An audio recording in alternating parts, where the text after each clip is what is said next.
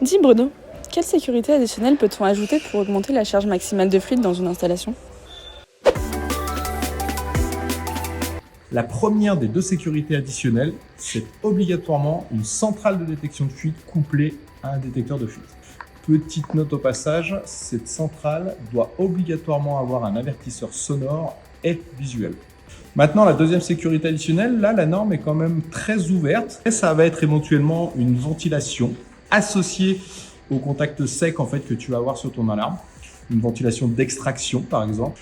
Une deuxième possibilité, ce serait éventuellement de mettre 2 électrovannes sur ton circuit frigorifique. Et puis, en fait, au moment de la détection de fuite, on va venir fermer ces 2 électrovannes en même temps. Et au lieu de perdre la quantité totale de fluide de ton installation, tu n'en perdras qu'une partie.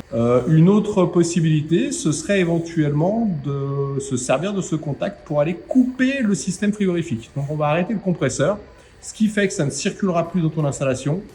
Et c'est pas top pour la planète parce que tu vas continuer à perdre ton fluide, mais comme il n'y a plus de circulation, ça va fuir un peu moins vite et les gens vont pouvoir se mettre en sécurité un peu plus rapidement. Maintenant, il y a un dernier détail qui est assez sympa dans cette norme, c'est qu'en fait, tu es libre de faire ce que tu veux sur cette deuxième sécurité.